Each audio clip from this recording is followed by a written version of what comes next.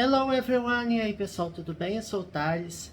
Este é meu canal dedicado ao ensino do inglês e hoje o que a gente vai estudar? Vamos continuar explorando o texto do concurso SERPRO, tá? Pela Sebrasp em 2023. Qual que é a minha ideia?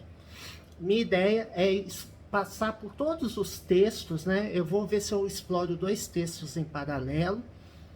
Assim que nós concluirmos o texto, nós vamos para as questões, né? Cada texto costuma ter, em média, 5 questões. Uma prova de inglês costuma ter, prova para concurso, costuma ter de 2 a 3 ou 4, no máximo 4 textos. Sendo, se for 2 textos, o texto costuma ser maior, né? E quando é um texto um pouco menor, né, talvez assim, uns 3 parágrafos, ele vai, coloca aquilo ali de referência e pergunta, tá bom? Vamos explorar então, let's get going, depois eu falo mais sobre o canal, né? Então, este já vem tendo. Não se esqueça, tá? Não é obrigatório, mas não se esqueça de assistir o vídeo 1. Por quê? O vídeo 1 desse texto, ele é importante para você entender, tá? Porque a gente vai explorando o texto. Essa parte do texto a gente já viu. Na verdade, foram 2 frases, tá? Então, vamos continuar. Eu não vou voltar, tá, gente? A gente vai continuar aqui. Vamos lendo as frases e aí vamos explorando gramática, vocabulário, né? Que é importante vocês compreenderem. Então, esse concurso é SERPRO, edital 2023. Eu peguei a prova lá na PCI Concursos. Recomendo que vocês peguem as provas lá. Tem prova e tem gabarito, tá? Vamos lá. The goal is to convey emotions to the audience by sharing insights, patterns, or stories hidden within the data in an accessible and creative way. Porque essa frase tem bastante informação. Vamos lá. Deixa eu colocar. Primeiro a gente tem isso aqui, ó. The goal. Goal pode ser goal, né? Goal de futebol mesmo. E pode ser objetivo. O objetivo, a meta. Então, aqui, o objetivo, né? Que aqui a gente tem o artigo definido the, que é o, a, os e as. Então, o objetivo é verbo to be. Então, verbo to be a gente já viu, né? Mas é sempre bom lembrar. Todos os vídeos que tem verbo to be. Agora que eu tô vendo que o teclado eu coloquei aqui, tem que empurrar aquilo para cá. O verbo to be nós temos, por presente simples, nós temos 3 conjugações, né? A gente tem o am, tem o is e tem o are. Né?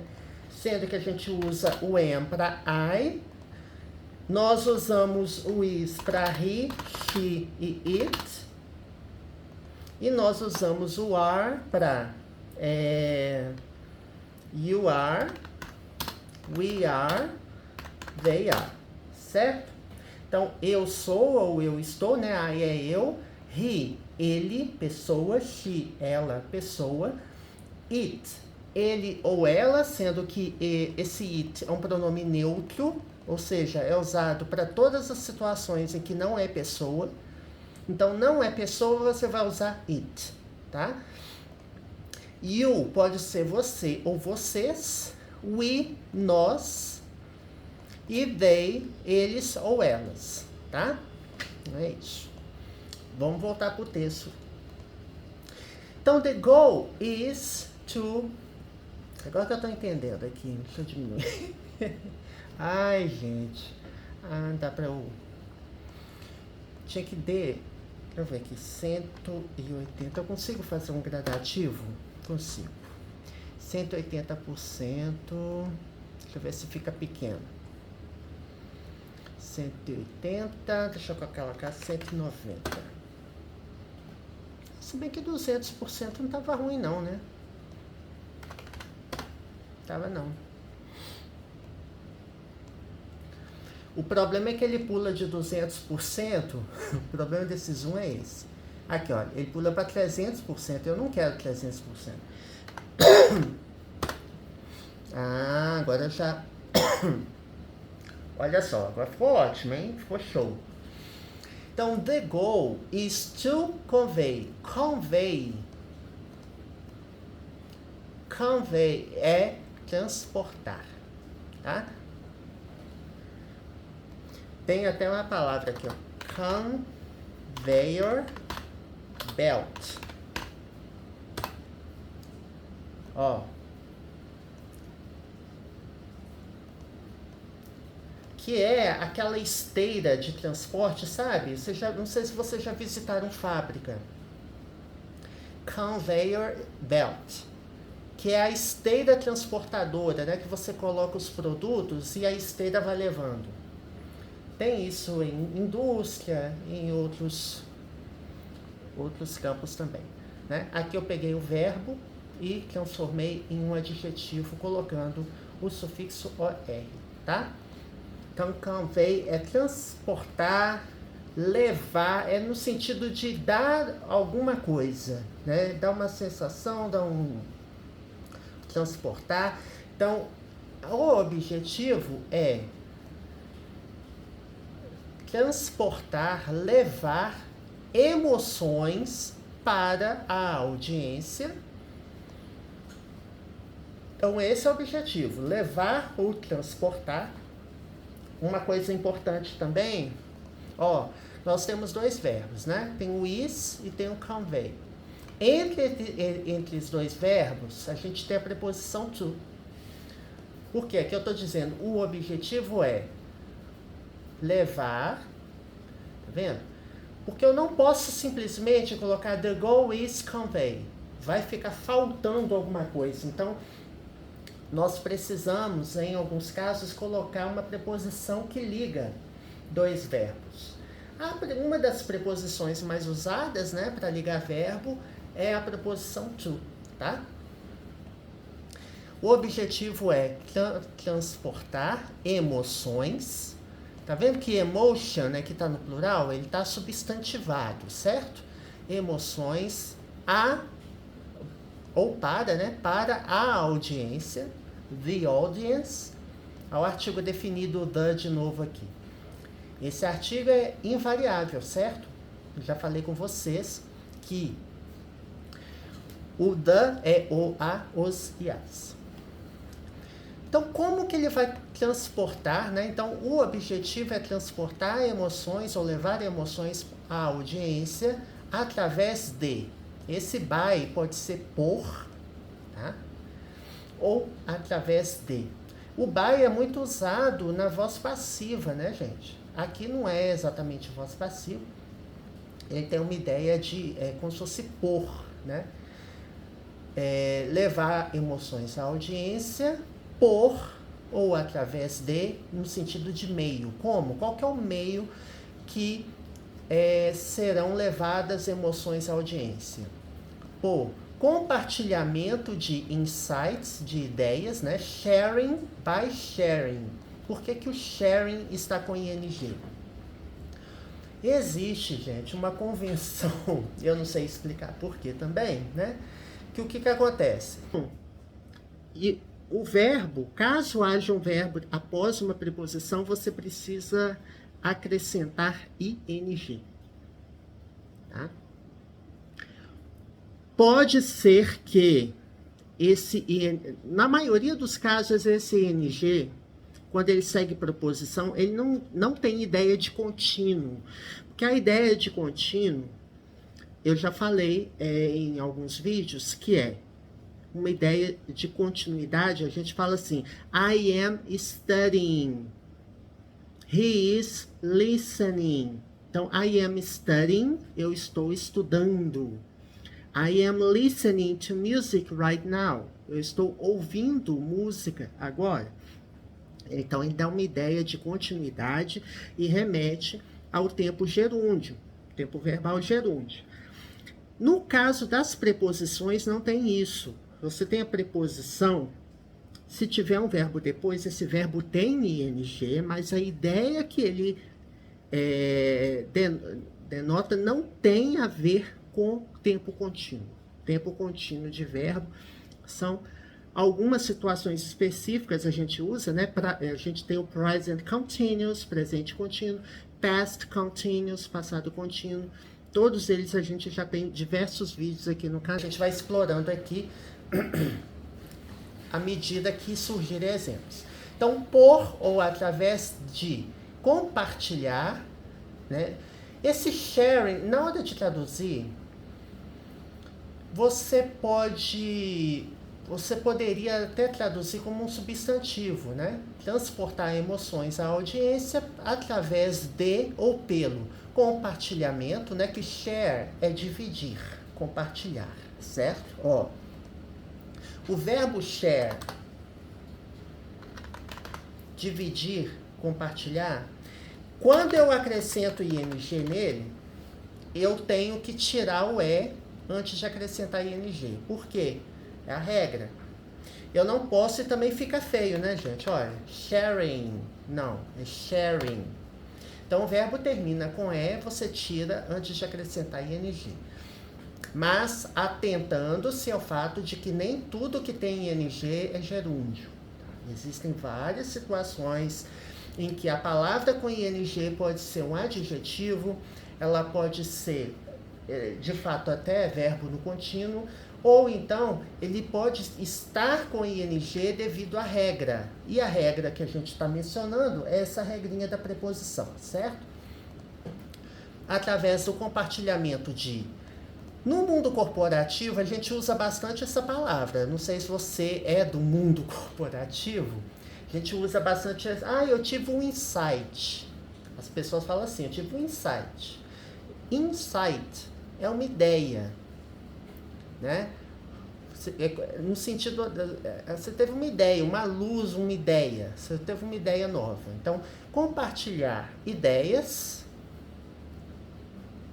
Aqui está em inglês... Padrões, né? Pattern é padrão, certo? Pode ser padrão de comportamento, pode ser padrão de uma estampa, né? De uma roupa, e pode ser padrão de um modelo também, né? Um modelo... Qual que é o padrão do modelo mental? Qual que é o padrão da personalidade assim, assado? Então, pattern é padrão, da mesma forma que a gente usa em português, né? Padrões. Tudo aqui está no plural, tá vendo? Por quê? Eu vou compartilhar emoções à audiência pelo compartilhamento de ideias, né? Insight não é exatamente uma ideia per se, né? Específica para a ideia. Eu vou pegar aqui um significado. O que eu faço muito aqui no canal e que eu sugiro vocês fazerem também. Até para aprender novas palavras. Busquem a palavra no dicionário, mas muito cuidado, que essa palavra no dicionário não é de qualquer jeito não, ó.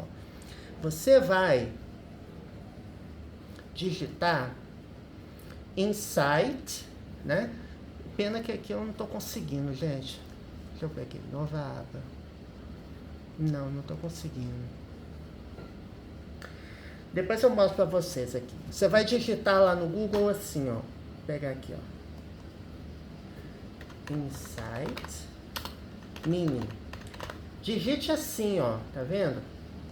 Digite assim no seu navegador, no Google, porque meaning é significado. Aí, tá vendo? Ó? Mais uma palavra que tem ing e que não é verbo. Meaning. What's the meaning of this word? What does this word mean? Quando você quer perguntar para um professor do significado, what does insight mean? Estou perguntando no presente. Aqui, ó. What does insight mean? O que a palavra insight significa? Né? O que insight significa? Na hora de pesquisar, né? E a gente fez essa pesquisa. Ó, vamos ver. Aqui não tem tradução, tá? E eu recomendo vocês não usarem tradução. Principalmente se você está estudando para concurso público. Porque concurso público explora alguns aspectos bem relevantes, né? Que eu vou dar. A prova de inglês de concurso público, ela pode ter algumas abordagens. Uma delas ela dá o texto. Eu vou dizer algumas abordagens. Uma delas pode dar o texto e fazer perguntas conceituais das ideias expressas no texto. Uma coisa que prova adora fazer é assim: você lê o texto não tem título, e ele pergunta para você: What's the best title for this excerpt? Ou for this text? Qual é o melhor título para este texto? Então você tem algumas opções. Então é uma ideia, uma capacidade de síntese de você pegar a principal ideia do texto, ou então dizer assim: tal ideia está expressa em qual parágrafo, ou para dizer que a ideia não está no parágrafo. E quase sempre, gente,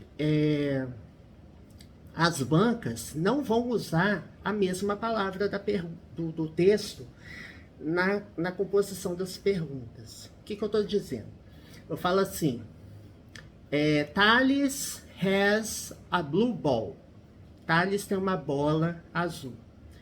Aí vem a pergunta: What's the color of Thales' ball? Qual é a cor da bola de Thales? Não está perguntando. A prova, ela não tem essa coisa direta. Ela vai perguntar com uma outra palavra, com outro significado. Você vai pegar uma frase e vai reescrevê-la de uma forma que você não vai encontrar diretamente o vocabulário que tem no texto nas questões. Daí a necessidade de você estudar significados diferentes com a mesma palavra, principalmente as palavras mais utilizadas, né, em provas.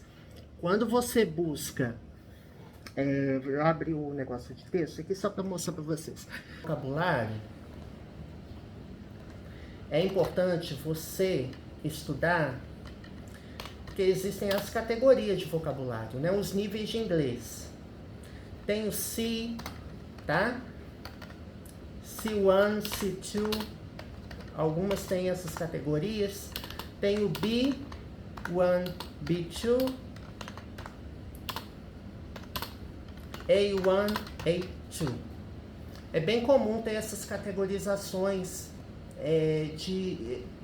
de proficiência, né? Pode ser nessa convenção. E aí você vai pegando as palavras e vai... Aí eu vou recomendar que vocês não estudem as palavras. Deixa eu ver aqui.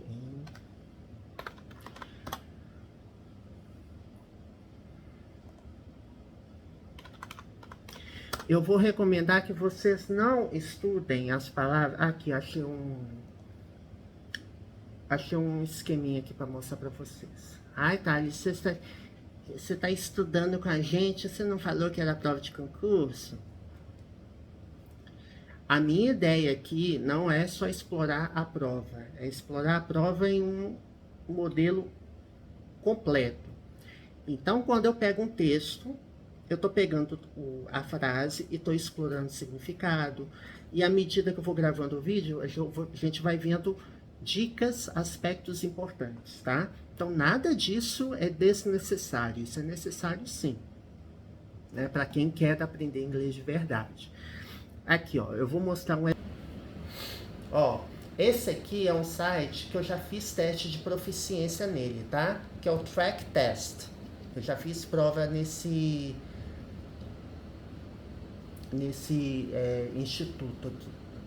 O que acontece? Aí, muito do modelo, né? Mas o modelo mais usado, gente, de proficiência é esse modelo aqui. É um modelo europeu. Por que não tá indo, gente? Meu Deus do céu. Pera aí. Aqui. É o modelo europeu, padrão europeu, chamado do CEFR, que é o Common European Framework of Reference for Languages. Então, é um framework, é um esquema comum europeu de referência para idiomas, para avaliação. Então, isso aqui não é só em inglês não, tá, gente? Então, os níveis, quando você faz um teste de inglês, ele geralmente tem esses níveis aqui, que eu vou mostrar para vocês, tá? A gente tem o nível A1, beginner, iniciante, elementary English, que é o A2, e depois você tem o English Independent User, que é o usuário independente de inglês, do idioma, que tem o nível B1, tem o nível B2 e tem o nível proficiente, que é esse nível que vocês têm que buscar, né? Que é o C1, o inglês avançado, e o C2, que é o nível fluente. Tá bom? Então é isso. É porque eu não estava lembrando códigos. Aí eu resolvi trazer esses aspectos para vocês, né? Vamos voltar aqui. Tá bom. Voltando aqui para a questão. Então, tá voando aqui. Até que ficou um tamanho bom aqui, né?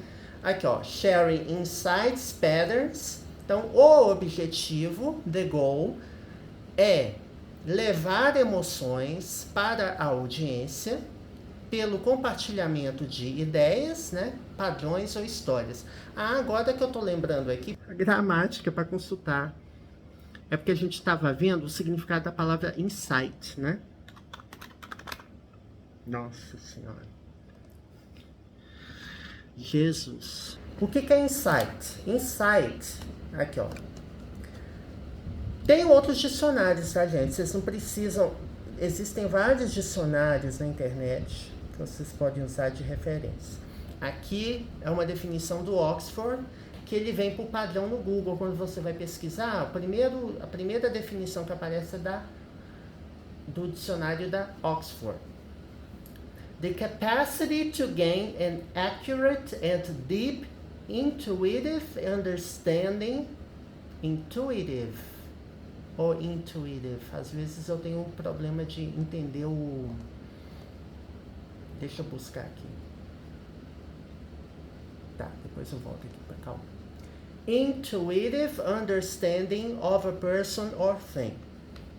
Então é a capacidade de ganhar com uma compreensão intuitiva profunda e acurada de uma pessoa ou coisa. Então pode ser intuição, percepção, aqui a gente tem as palavras sinônimas ou semelhantes. Intuition, perception, awareness, discernment, understanding. Viram por que é importante? Porque o texto ele pode trazer a palavra insight e as perguntas, as questões podem reescrever a frase, trazendo, por exemplo, awareness no lugar de insight. Assim, a palavra insight no texto tem o significado mais próximo expresso pela palavra. Aí tem as palavras, as opções. Prova de concurso adora fazer isso, tá, gente? Eu já fiz várias provas com esse componente de significado da palavra. Ou com o componente de você reescrever reescrever uma frase sem que ela perca o significado original dela. É uma outra abordagem também que as provas, adoram. Tá. Então, tá.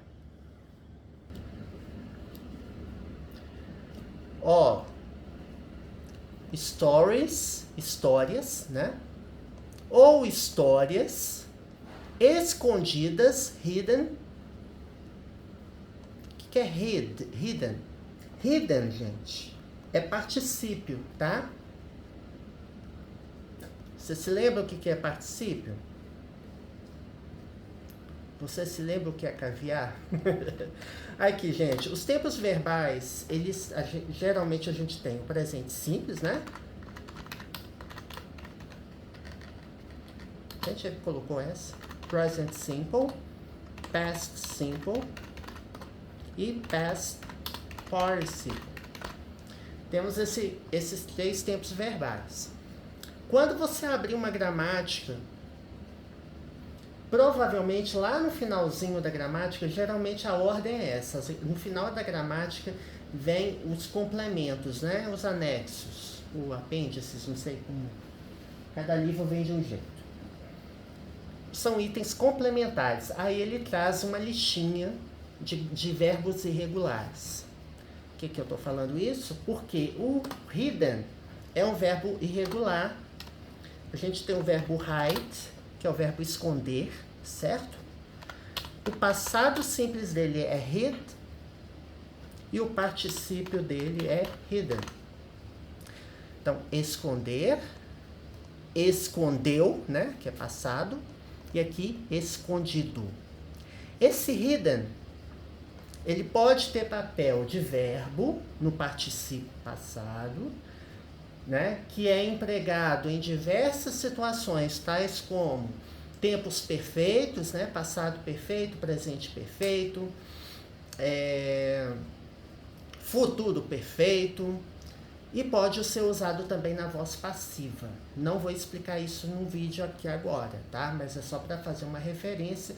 É bastante utilizado esse tempo verbal, né, o particípio, para compor frases, e existe uma lista de verbos irregulares e hide faz parte desses verbos irregulares.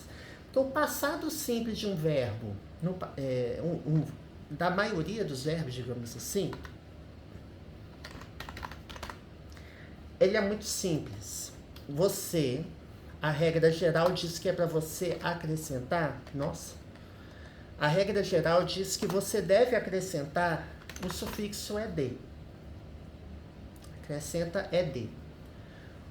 Certo? O verbo arrive já tem e. Então, só coloca o d. Ah, tá. Isso é a mesma regrinha que você mostrou aqui atrás, que eu já apaguei? É a mesma regrinha.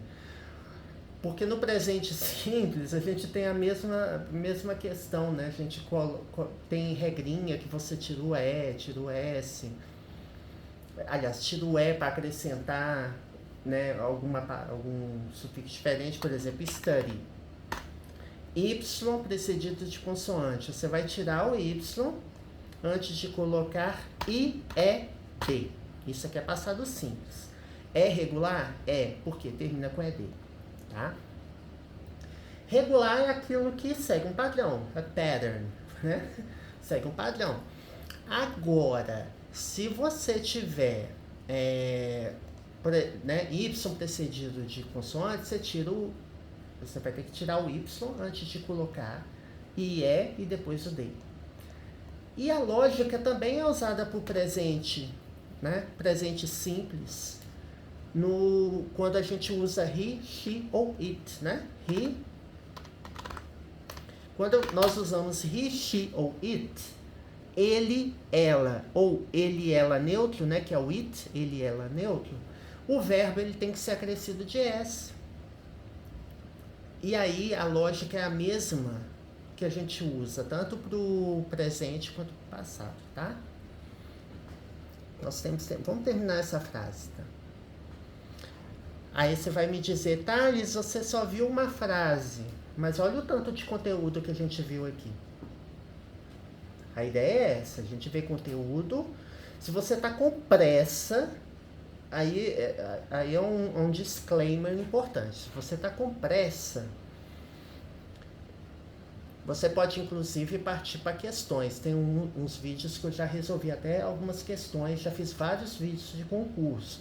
Mas o propósito dessa série que eu estou começando a gravar é ver texto e debulhar o texto no sentido de aprender o idioma, explorar vocabulário, gramática e ideias relevantes aqui para o inglês, tá? Então, ó, hidden, escondido. Ou histórias escondidas. Within significa dentro, no interior de, né? Within, ou seja, histórias escondidas na informação, né? Data, na informação, em uma... Ah, tá, esse in aqui é em. Não se apegue à tradução no sentido de dizer, sempre que eu ver a preposição by, quer dizer que é sempre por? Não, gente. Pode ter um outro significado. Não segue a mesma lógica do português, não é tradução ao pé da letra, muito cuidado com isso. Tá? Mas aqui ele significa in, em uma, in, que é um artigo indefinido. O the é artigo definido, a gente viu, né? Que é o a, os e as. O an é artigo indefinido, que significa uma. É usado apenas no singular, né? A gente não usa a frase no plural com artigo indefinido, porque não é uns ou umas, não. É uma. E ele tem uma regrinha. Quando nós temos um som vocálico logo após o artigo, nós usamos an. Quando temos um som consonantal, logo após, se tiver uma palavra, a gente usa a. Então, é an, tá? Em uma forma, que na hora de traduzir a gente faz isso. Pega aqui o artigo e coloca um nome. Porque em português a gente não inverte os adjetivos, né? Vem o adjetivo primeiro e lá no final o substantivo.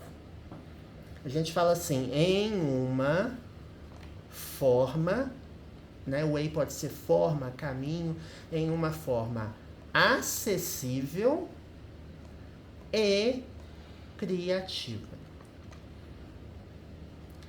Tá vendo que aqui está invertido? Primeiro vem os adjetivos e o substantivo no final. E na hora de traduzir, que na verdade, assim, para quem não sabe muito inglês, vai acabar nesse caminho de tradução, né? No início, até ter uma musculatura aí para ter vocabulário. Mas aqui é só para mostrar a ideia de que a ordem você tem um artigo definido, indefinido, você pode ter pronome demonstrativo, né? Depois a gente tem o adjetivo e depois o substantivo. Realmente é essa a ordem que a gente usa, tá? Ó, eu vou marcar esse texto aqui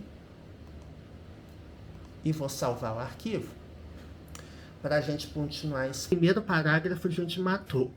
O texto, gente, ele tem só 3 parágrafos, tá? E como essa aqui é uma prova da Sebrasp/CESP, que aí as provas de concurso público, elas têm umas peculiaridades, né? Aqui, essa parte final, só vou falar rapidamente. As provas da Sebrasp, geralmente, são provas de certo ou errado. Você tem que julgar. Tem várias frases para você julgar certo ou errado. Se você resolver julgar certo ou errado uma frase, falar, essa frase está correta, e esta frase está correta, você ganha 1 ponto. Se você julgar uma alternativa certa e ela estiver errada, ou seja, você faz um julgamento, mas o seu julgamento está incorreto, o que você acontece? Você ganha -1.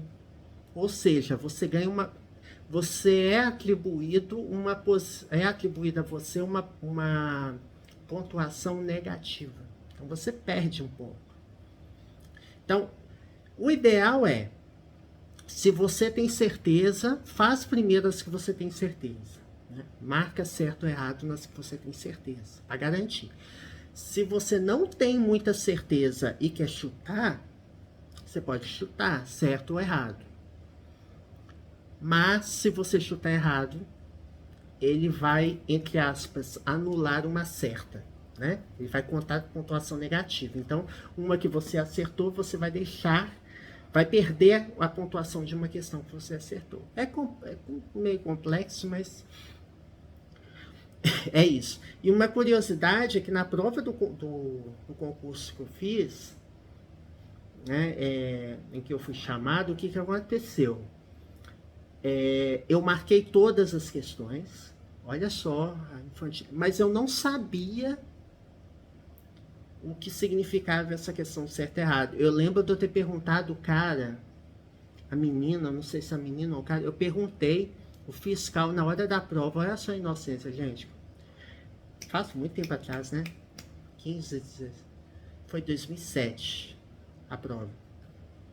Eu perguntei, o que significa esse negócio de atribuído pontuação negativa? Lógico, ela não vai responder, né?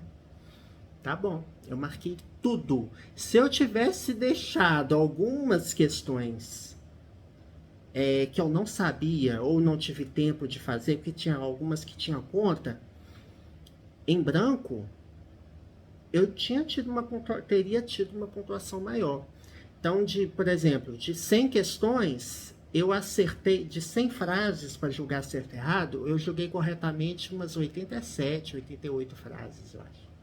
Só que como eu marquei tudo, teve a bendita pontuação negativa. Então é só para contar essa experiência. E lição aprendida, né? O emprego que eu tenho hoje é graças a esse concurso, mas eu estou falando assim, lição aprendida, leiam o edital. Muito cuidado, leiam o edital, tire todas as dúvidas, não deixe de ler nada no edital, leia tudo, direitinho. Porque depois você chega lá para fazer a prova, o que acontece? Ah, o seu telefone toca no meio da prova. Enem, eu vi nessa última prova, matéria falando que o menino desligou o celular, colocou dentro daquela bolsa plástica, lacrou, colocou lá. O que aconteceu? O celular tocou no meio da prova. Foi eliminado. Ah, mas ele não pegou no celular. Não, tá no edital falando. Se o telefone tocar, eu não lembro exatamente como está escrito, mas eu vi isso no edital. O telefone tocou, tá eliminado. Então, muito cuidado, gente, com essas questões. Caneta transparente, não ver essas regras de boné, de adereço. Se você tiver bebê, tem que levar acompanhante. Então, cada prova tem as suas regras, cada banca tem as suas regras, e você tem que ler tudo e compreender tudo. Porque o edital é a regra, é a bíblia do concurso que você está fazendo. Tá? Muito importante. Isso eu fui aprendendo com o tempo. Aí as outras provas que eu fiz posterior a essa, que eu fui até bem, mas não cheguei a ser chamado, o que aconteceu? Eu já sabia a regra, já sabia fazer direitinho. Ah, certo, errado, eu já entendi como é que é. Então você vai aprendendo. O ideal é você aprender essas lições antes da prova. E aqui eu estou compartilhando algumas coisas com vocês, tá? E quando a gente chegar nas questões, ó, vai ser supimpa, porque aí eu vou dar algumas dicas também para resolução de questões. Aqui a gente está explorando o texto. Então é isso, gente. Já tem quase 40 minutos de vídeo, eu empolguei, né? Eu vou ver se eu gravo o vídeo amanhã ou sábado, tentar gravar com mais frequência para a gente ir passando, limpando as provas mais rápido, né? Eu gravei aqui no computador a prova da Serpro, a prova do Banco do Brasil e uma prova de professor língua inglesa. Tudo da Sebrasp, para a gente entender qual é o modelo da Sebrasp, né? E depois eu vou pegar Sesgran Rio e FGV também, tá? Eu tenho intenção de separar a prova dessas outras bancas também, para a gente ir fazendo aos pouquinhos. I hope you enjoyed today's video, espero que vocês tenham gostado. Não se esqueça de ver o canal, as playlists, né? Que esse canal tem vídeo de gramática, vocabulário, inglês para negócios, inglês para concurso. Já tem um monte de concurso resolvido aqui, tá? De prova resolvida aqui. É só você ver na playlist. E tudo que é de nível básico, que eu vou explicando em português, E tem vídeos de intermediário avançado que são inteiramente em inglês. Então tem muito conteúdo, mais de 800 vídeos. Então eu recomendo que você se inscreva no canal, um joinha aí. E a gente vai aprendendo, né, gente? Eu tô vendo esse texto junto com vocês, né? E aí eu vou tendo algumas ideias e vou puxando algumas coisas da minha experiência com o inglês que certamente vão te ajudar, porque também um curso de inglês assim, padrão, você não aprende essas coisas que eu tô falando. Não. Assim, nesse nível assim, não. Eu tô explorando detalhadamente, porque aí eu quero que vocês conheçam tudo. Ver uma frase, eu quero entender tudo que tem na frase. Mecanismo de gramática, de sintaxe, de vocabulário, tudo. Quero compreender tudo. Essa é a ideia, de você sair do vídeo compreendendo o parágrafo, a frase completa, para você ir para as questões e resolver, né? E aumentar vocabulário, que todo dia aumenta o vocabulário. See you next video. Até o próximo.